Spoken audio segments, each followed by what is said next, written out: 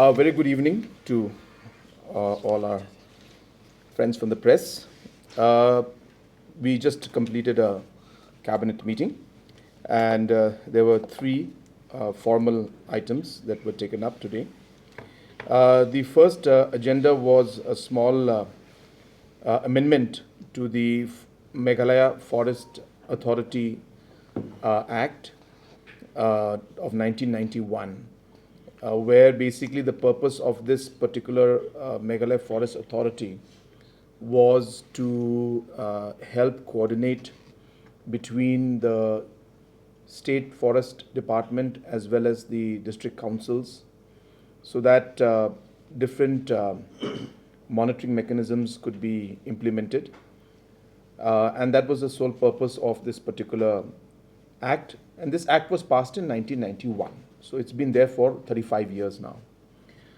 But this act could not be implemented in letter and spirit because the financial powers in terms of this particular authority being able to use financial resources being given to it by the state government, just basically even to conduct meetings or different programs, was not part of the act, and law department had raised concerns on that, and therefore this amendment is a very, very basic administrative kind of an amendment, which is allowing this particular authority to have the provision of being able to utilize the funds which will be given to this authority by the state government to conduct their day-to-day activities, which is mostly meetings and coordination between the district councils and the state forest department and the government at large.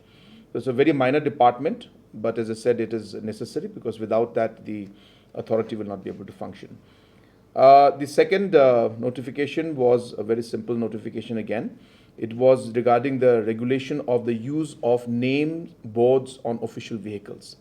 As you recall, that we had come out with an amendment on an SOP, where we had mentioned about the different sirens and lights and other VIP culture that was something that we were all concerned about. In that, we had come out with an order saying that the transport department will define on who can be allowed to use name boards and not. And based on that decision, the transport department today had given the list of different individuals, rather positions, on who can use these name boards and who cannot, and what will be the format of the name boards. So therefore, there has to be a standard format as per designation, which will be now used, and that list was today approved. And the list is there with us, but it's too long for me to mention all the details. But mostly it is the different officials and the different positions at the government level and in the judiciary, mostly, and in the administration. So these are the three main areas which, and of course, certain statutory positions from the central government perspective. So that was the second decision that we took. And our third decision was regarding an introduction of a one-time settlement scheme for waiver and reduction of penalties relating to motor vehicles tax, passenger and goods tax, and fitness fees. As you are aware, that there are many trucks and transporters who have been functioning and working in different sectors in the state, in different sectors. And in the past many years, say anything between 3 years to the last 20 years, there have been many of the different transporters and different vehicles and commercial vehicles who have not renewed their motor vehicles taxes, passengers goods taxes, and have not gone ahead with the fitness fees either. Now, this was for multiple reasons. Somewhere the enforcement was not to the point where it should be. Somewhere, the drivers themselves or the owners themselves of commercial vehicles, they did not take interest in in actually renewing these. And after the different acts and laws that have come out from the central government, the fees for these kind of taxes are actually quite nominal, but the penalty that is charged on them for not renewing is something that is actually quite extreme, I should say. And just to give a small example to you, that the penalty for no fitness certificate, though the fitness certificate fees is about 1,200 rupees annually, uh, the penalty for not having this is 50 rupees per day, which means if you don't renew it, you end up spending almost close to about 18,000 rupees just as penalty piling up. So you can imagine if there's a truck which has not renewed it for the last 20 years, you have almost close to 30 lakhs of fees that is, that piles up for that particular, 3 lakhs, I'm sorry, piles up for that particular driver or that particular vehicle owner. So the fees, though being rational, the penalties were something that were quite irrational, I should say, and that is an amount that's set up by the government of India. So in our basic calculation, we could see that if we just put the calculation of the penalties alone, especially when it comes to the penalties on no fitness certificate, the amount, if we were to calculate for all the trucks and vehicles, the amount would come up just of the penalties alone at about 900 crores. This is just a ballpark figure we have.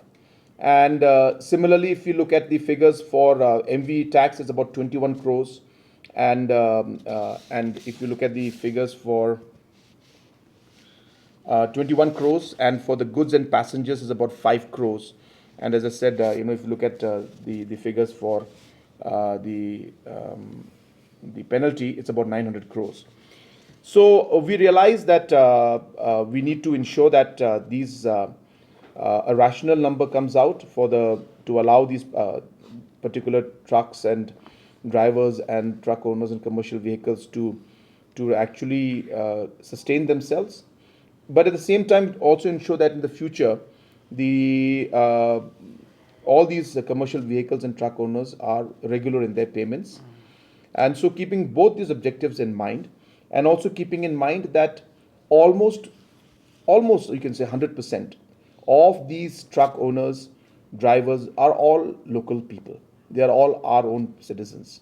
And therefore, if you're not able to find a solution to this, it will lead to a huge loss in terms of livelihood and financial stress for our own people. And a lot of them are poor people who have been using their vehicles for many years.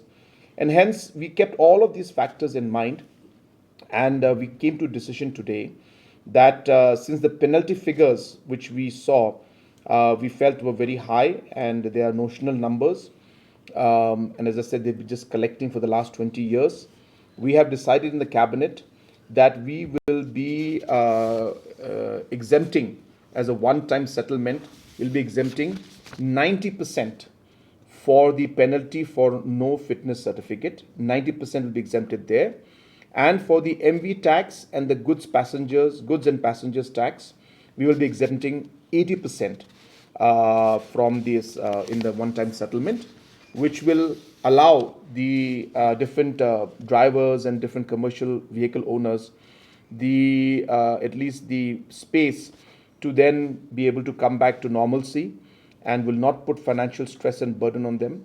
And we will be able to then regularize and monitor the future registrations and future fitness certificates in a proper manner. So this is a huge one-time settlement that we are doing for our transporters, keeping in mind that these are our people, our local people, and this kind of a stress would definitely lead to complete loss of livelihood, and in a way a complete halt to the overall transportation system within the state, as I said, especially keeping in mind our local people being involved in it.